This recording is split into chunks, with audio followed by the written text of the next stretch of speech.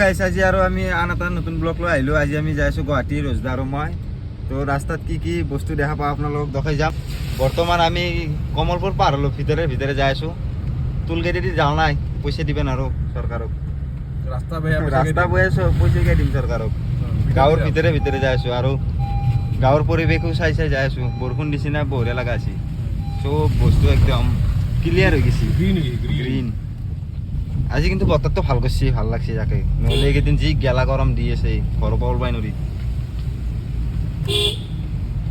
আৰু গৰমৰ কাৰণে আমি ব্লগ দিব পৰা নাই। গৰমত ধৰি ক'তো ওলবা নোৱাৰি, না মাছ মাৰিব যাব পাৰি, না ক'ত যাব পাৰি। ঘৰতেই ঘুমাই আছোঁ এইকেইদিন। আজি পৰি আছোঁ আৰু উপায় নাই, কি কৰিম, ইমান গৰম। ৱালখন ভাল লাগছে নহয়, ডিজাইনটো ভাল লাগছে। চাংগা বনিছিল, মাল আছে মানে চাংগা বনাই আছে, টাকা আছে পুৰা। গাইজ দেখছি না জাগাখান কি মজা লগা আছে আজি কিন্তু বতৰটো। পুৰা পথাৰত অলপ পানী, পুৰা গাছ গছনি পুৰা সেউজীয়া হৈ গৈছে। বৰষুণ দিলে কিন্তু গাছ গছনি পুৰা ভাল লগা হৈ যায়। পুৰা ধুলাটো মাৰা যায়, যাই পেলাই পুৰা গ্ৰীণ হৈ যায়, ধুনীয়া লাগে, চাফা হৈ যায়।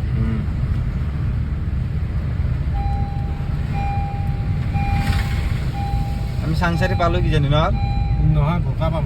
বৰুৱাজনী নেক্সট বৰকা চাংচাৰি। মা দেউতাক কৈ দিবা যোৱাই মেজিক চলাই বুলি।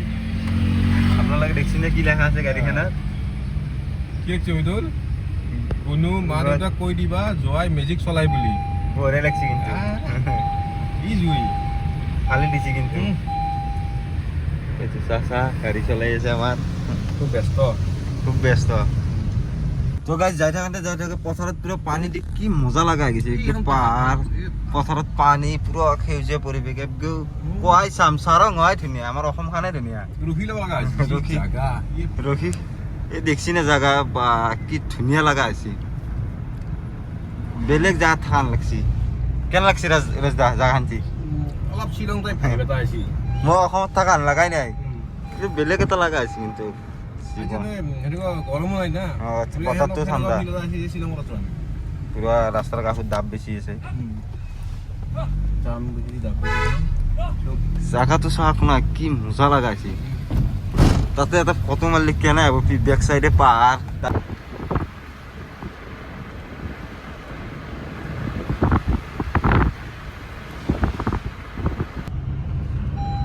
ৰাস্তাৰ কাষে কাষে গছ পুলি ৰুই দিছে, বহুত ভাল কাম হৈছে। খুব চাহে হৈ যাব। পুৰা ধুনীয়া জাগা দি আহিলোঁ আজি, কিন্তু গাঁৱৰ মাজে মাজে এনেকুৱা ধুনীয়া জাগা দেখা পাম বুলি ভাবাই নাছিলোঁ। কি কৰোঁ দা? বহুত ভাল লাগিলে। পুৱা এনেকৈ ওলাই আহি পেলাই মনটো ফ্ৰেছ হৈ গ'ল, কিন্তু অলপ গাটো বেয়া হৈ আছে। ৰাতি তাৰমানে পুৰা পুচকা খাই পেলাই পুৰা এতিয়া গেষ্টিক উঠি আছে, গাটো পুৰা খেলো মেলো লাগি আছে। টকাও লৈ যাম আমি, পুচকা দোকানত লৈ যাম একদিন। ৰঙিয়াৰ চবতচে ধুনীয়া পুচকা বনায়। আমি ৰঙিয়াৰ চব দোকানতে পুচকা খাই পাইছোঁ, কিন্তু তাৰে বাদি পোৱা নাই। আমি সেইকাৰণে তাতে ৰেগুলাৰ খাওঁ। আজিকালি ৰেগুলাৰ খালি অলপ ক্ষতি হয় পুচকাটো, বেছিকৈ খাওঁ না, বেছিকৈ খাওঁ, শখটো বহুত বেছি। যেতিয়ালৈ পেট নভৰে তেতিয়ালৈ খোৱা যায়, সেইকাৰণে বহুখিনি ক্ষতি কৰে আমাক। তাকে যাম একদিন, সেইকাৰণে বঢ়িয়াকৈ দেখাম। জেগাটো কৈ দিম চবকে। আমাৰ ৰঙিয়াৰ আশে পাশে থকা মানুহবিলাক যাই খাব পাৰে, বহুত ধুনীয়া বনায় পুচকা। আজি কিন্তু জাগা গেলে আল্টিমেট লাগছে। কি কৰোঁ দা?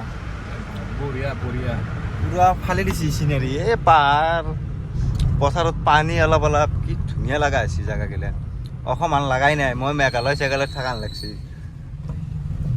ভিতৰত যেনেকুৱা জেগা আছে কিন্তু মই ভবা আছিলোঁ, আল্টিমেট লাগছে কিন্তু। তো আপোনালোকে ৰঙিয়া দি গুৱাহাটী যাব লগা হ'লে আপোনালোকে একদিন কমলপুৰেদি সোমাই পেলাই গুৱাহাটী যাই চাব, কি ধুনীয়া জেগা দেখা পাব। পইচাকেইটাও বাচিছে। এই চাংচাৰি পালোঁ, এইটো চাংচাৰি ৰেল ষ্টেচন। আজি পুৰা আমি ভিতৰে দি আছোঁ। গাড়ী জাপি আছে, নাচি আছে।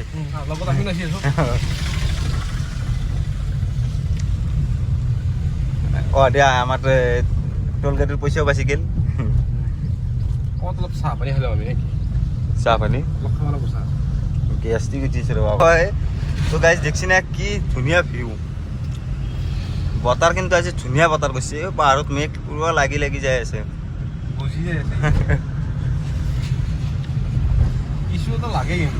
আমাৰ গুৱাহাটীখনো কিন্তু চাবা গ'লে বহুত ধুনীয়া। আমি ভাবো কিন্তু বাহিৰৰ মানুহ আহিলে পাগলা হৈ যায়। বহুত ভোক লাগি আছে, এবাৰ ভাত এটা খাই যাওঁ। ৰঙিয়াৰ পৰা গুৱাহাটীত ভাত খাব আহিছে। গুৱাহাটীত বোলে খানা বঢ়িয়া হয়। হোটেল এখন আছে, নামটো নকমে আকৌ প্ৰমোচন কৰা ইচ্ছা নাই আৰু তাতে খানা বহুত ভাল হয়, মাংস ভাত বঢ়িয়া হয়, তাকে যাম আৰু। আজি কিন্তু বতৰটো কিন্তু বিৰাট ভাল লাগছে মোৰ একদম। গাটো যদি ভাল থাকিলে আৰু এনাৰ্জি পালো হয়, কিন্তু গাটো একদম আজি খেলো মেলো লাগি আছে।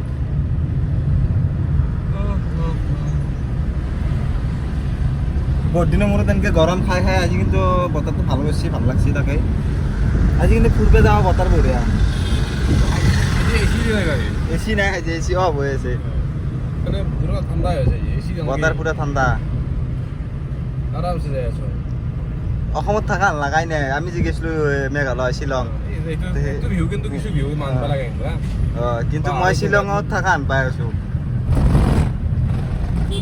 তো গাইজ খৰাঘাট দলং পাই গেলো, আহি আহি গুৱাহাটী পালো। বা নদীত কিন্তু পানী কিছু বাঢ়ছি নৰজ দা, বহুত আছে বহুত। ইয়াৰ পৰা দেখছি না আমাৰ গুৱাহাটীখন কিন্তু কিছু এটা লাগে, কিন্তু বেলেগ জাগাত থাকান পায়। এই আমাৰ বিখ্যাত খৰাঘাট দলং। গৰমত ধৰি গুৱাহাটী বহুত দিন অহা নাছিলো, আজি আহিলো। কিন্তু আজি বতৰটো কিন্তু একদম চুম্মা বতৰ বেছি ভাল লাগছে, কিন্তু ধুনীয়া। গুৱাহাটীৰ চবতছে ডাঙৰ বিল্ডিং এইটো, হাইষ্ট ফ্ল'ৰত থকা বনাই আছে, এইটো ক্লিয়াৰ হয় নাই। আজি যাম নাপলি ভাল আছিল। গুৱাহাটী আৰু যাম জামৰ কাৰণে বিখ্যাত গুৱাহাটী। এইটো কথাটো হয়।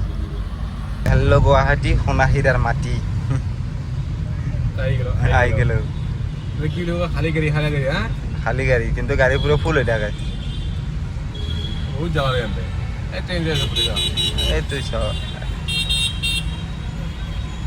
একদিন গুৱাহাটীত ট্ৰেইনত আহিম দেই, একদম ট্ৰেইনত আহি ভাল লাগে। মই বহুত দিন আগত আছিলো একবাৰ ট্ৰেইনত আহিম, ফেঞ্চি যাম, গোটা ফেঞ্চি ঘূৰিম। কি ক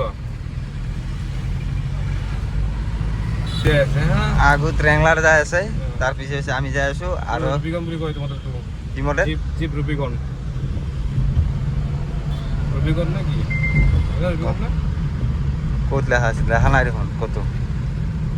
ৰেংলাৰ আৰু লেখা থাকে কিবা আৰু জীপত দামী গাড়ী এখন, দামী গাড়ী আৰু মানে থাৰখন ইয়াৰ পৰা কপি কৰিছে ডাইৰেক্ট জেৰক্স কপি। এইটোৰ দামত থাৰ 5খান মান আহিব না? 5খান নাহে, 3খান 4খান আহি যাব। 3খান 4খান আহি যাব এই আটাৰ দামত থাৰ। গাড়ী কিন্তু পুৰো হেভি গাড়ী, পুৰো হাইট থাকা গাড়ী। কিন্তু মোৰো আছে এটাই কথা কৈছো তোমাক, ৰবিকন নতুন ব্ৰিজ দি যাই আছো আজি আমি। আগে পিছে বহুত গেছো, কিন্তু ব্লগত দেখা নাই। আর আমি গুৱাহাটী আহি থাকলে ব্লগ কৰা না যায়, আজি কৰলো।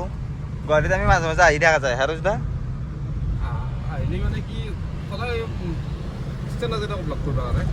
সদায় কিবা কিবি কাম থাকে, কামত আহো। আজি তোমার কাম বন নাই, আজি এনে আছো পাগলা পাগলা কুত্তার দরে ঘুরতে থাকিম আজি। কি গেছি এইটো কাষেদি ৰেংলা, গাড়ীখনৰ চাল আছে, কিন্তু ব্ৰিজখন হোৱাৰ পৰা জামটো অলপ কমছি, নহ'লে ইয়াতে এইখিনি জাগাৰ পৰা এইখিনি পাওক লাগি, পাণ্ডু পাওক লাগি 1 ঘণ্টাৰ ওপৰ লাগি যায়। মামাই কিন্তু বহুত ভাল কাম কৰিছিলে। তাৰে মামাক মই থেংক ইউ দিব খুজিছো। এৰে অম্বুবাচী মেলা শেষ গ'ল না? আছে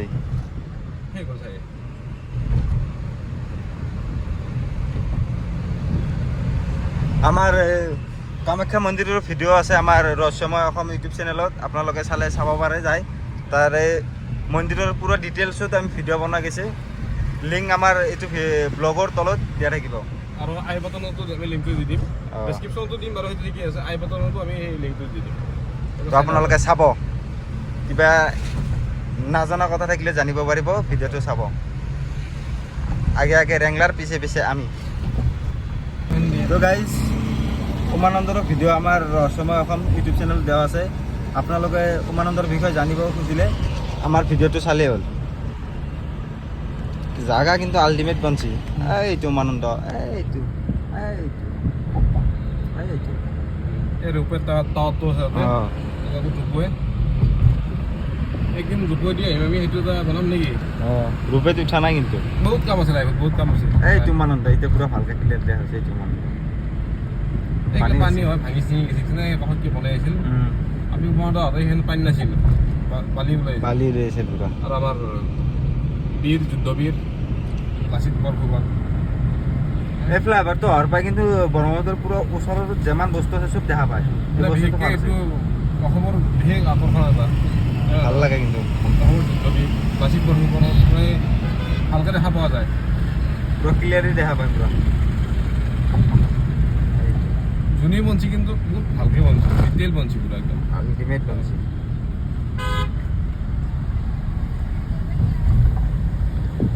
অসমৰ নেভিৰ হেড আছিল। তো গাইজ জামত একদম অৱস্থা নোহোৱা হৈ গৈছে, গৰম জাম। আমাৰ ৰঙিয়াখানে ভালেই, ইমান জাম নাপায়। বহুত জ্বালা পাইছোঁ। মই ভাবছোঁ আজি জাম নাপাম ঠাণ্ডা বতৰ, আজি দেখোন আৰু বেছিকৈ উৰিছে মানুহবিলাক ঠাণ্ডা বতৰ কাৰণে নেকি। গাইজ নেহৰু ষ্টেডিয়াম পাই গ'লোঁ, অসমৰ বিখ্যাত ষ্টেডিয়াম, বহুত পুৰণা ষ্টেডিয়াম। ইয়াৰে পিছফালে আছে নেহৰু ষ্টেডিয়াম। এইটো এণ্ট্ৰি গেট, এইটো এণ্ট্ৰি গেট নেহৰু ষ্টেডিয়ামত।